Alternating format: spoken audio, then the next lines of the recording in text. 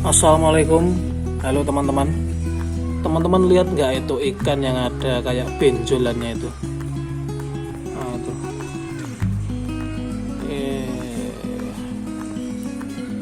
Gerakannya jadi lambat ya, nggak gesit, nggak kayak teman-temannya ini. Teman-temannya pada gesit-gesit. Ini yang ada benjolannya tadi ini kayak terkesan kesakitan ya. Akan saya lihat benjolannya itu yang menyebabkan benjolannya itu apa gitu. Kasihan sih lihatnya.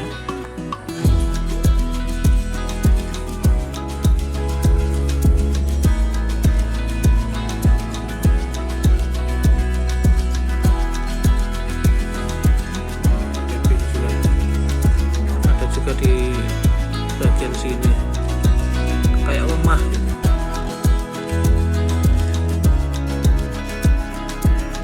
Ini saya kerek untuk mengambil sampelnya ya, agar bisa dilihat dengan mikroskop. Mudah-mudahan ikannya tetap sehat nantinya, nggak mati. Ini sedikit sampel yang saya ambil dari benjolan ikan tadi ya teman-teman. Kita lihat kira-kira apa yang menginfeksi atau yang nempel di benjolan ini ya. Nah, kira-kira seperti ini. Saya ambil sedikit aja ini. Perhatian, video ini dibuat bukan oleh seorang ahli pengamatan. Video ini bertujuan untuk menambah sedikit edukasi dan wawasan, dan yang paling penting adalah mengobati rasa penasaran dan rasa keingintahuan. Semoga video ini bermanfaat untuk kita semua. Pengamatan dimulai di zoom 40 kali. Terlihat di sini aliran sel darah dari sampel benjolan pada ikan tadi. Walaupun Pak Embendil cuma mengambil sedikit, tetap saja ada darah yang keluar dari jaringan tubuh ikan yang terkena infeksi. Pengamatan ini dilakukan hanya untuk sekedar melihat seperti apa mikroba ataupun bakteri yang mungkin menginfeksi ikan, sehingga sampai timbul benjolan pada tubuh ikan. Harapannya, kawan-kawan yang mungkin paham dengan hal ini, bisa saling berbagi pengetahuan dengan orang lain.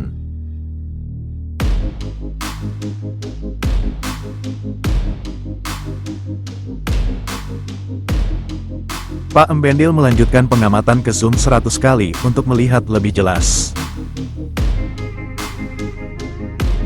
Terlihat lebih jelas aliran sel darah dari sampel benjolan yang tadi Pak Embendil ambil dari tubuh ikan. Sampel yang diambil Pak Embendil tadi terlihat seperti daging yang membengkak layaknya tumor pada ikan. Namun ternyata, dari sumber yang saya dapatkan, penyakit yang dialami ikan tadi disebabkan oleh sejenis protozoa. White spot atau bintik putih disebabkan oleh parasit protozoa sejenis Ethiophthirius multifilius dan merupakan penyakit yang paling umum menyerang ikan koi. Namun selain ikan koi, semua jenis air tawar dianggap rentan dengan penyakit ini. Penyebab penyakit bercak putih ini adalah protozoa jenis Ciliata. Eits, jangan skip dulu video ini kawan. Agar lebih paham, mari kita lanjutkan pengamatan ke zoom 400 kali untuk melihat lebih jelas. Anda juga bisa request di kolom komentar, kira-kira apa yang selanjutnya ingin di zoom dengan mikroskop. Oke, kita lanjutkan pengamatan dan pembahasan tentang penyakit bercak putih pada ikan. Terlihat di sini aliran darah yang tercampur dengan lendir dari tubuh ikan. Lendir pada tubuh ikan berfungsi sebagai mekanisme pertahanan dari bakteri, jamur maupun virus, tapi pada ikan yang terjangkit bercak putih tadi, kemungkinan lapisan mukus atau mukosa pada sisik ikan sudah rusak. Kemungkinan karena terluka oleh ikan lain. Setelah terluka dan sisik yang mengandung mukosa rusak, parasit ini menempel pada ikan, bergerak di bawah kulit tempat ia memakan sel dan cairan tubuh. Pada ikan hias, bercak putih ini sudah pasti merusak keindahan dari ikan. Karena terlihat seperti tumor, dan jelas bisa menular ke ikan-ikan yang lain, namun tenang saja, parasit ini tidak akan menular ke manusia walaupun dimakan sekalipun. Protozoa ektoparasit ini akan mati pada suhu di atas 35 derajat Celcius. Tentunya jika Anda mengkonsumsi ikan, pasti dimasak terlebih dahulu.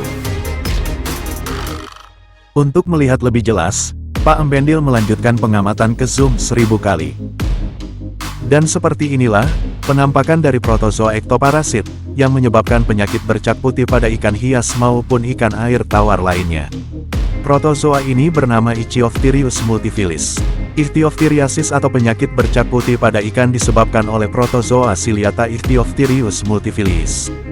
Penyakit ini merupakan masalah utama bagi ikan air tawar budidaya dan liar di seluruh wilayah di dunia. Sebagian besar spesies ikan air tawar dianggap rentan.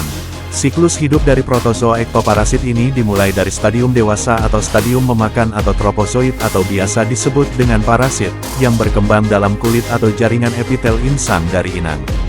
Setelah fase makannya selesai, Ichthyopteryus multifiliis akan memecahkan jaringan epitel dan keluar dari inangnya untuk membentuk kista, makanya, di tubuh ikan terlihat benjolan mirip tumor atau kista.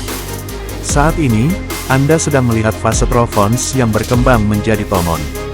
Mungkin perlu saya jelaskan, tropons atau disebut juga tropozoid adalah fase saat menjadi parasit, di fase ini adalah fase saat makan dari tubuh inangnya. Dan yang Anda lihat sekarang adalah fase tomon atau parasit dalam bentuk kistik, yang mana fase ini, parasit sudah keluar dari tubuh inangnya dan membentuk kista. Mungkin ada dari kawan-kawan yang lebih paham, bisa komen di kolom komentar agar kawan-kawan yang lain bisa makin paham. Penjelasan saya tadi saya rangkum dari beberapa sumber, siapa lagi kalau bukan Eyang Mbah Google. Oke, kita lanjutkan lagi pembahasan tentang protozoa ektoparasit ini. Fase berikutnya setelah tomon adalah fase terons. Fase terons adalah fase di mana tomon atau parasit yang sudah keluar dari tubuh inangnya, sudah bisa berenang untuk mencari inang baru dan menghasilkan tropons baru atau parasit baru yang akan melanjutkan penularannya. Proses ini memakan waktu 8-20 jam, dan umur terons adalah 12 hari. Jika tidak berhasil menemukan inang baru, maka terons akan mati. Info yang saya dapatkan dari Mbah Google.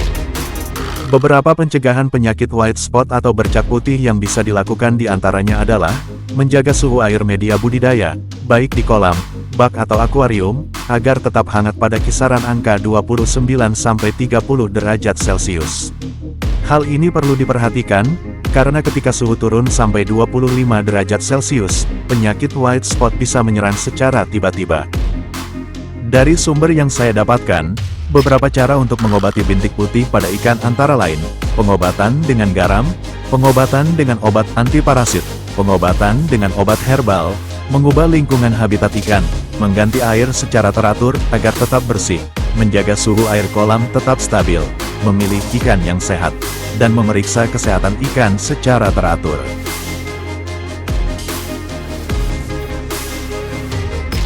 Oke kawan-kawan, pengamatan dan pembahasan singkat tentang penyakit bercak putih pada ikan kita cukupkan sampai di sini.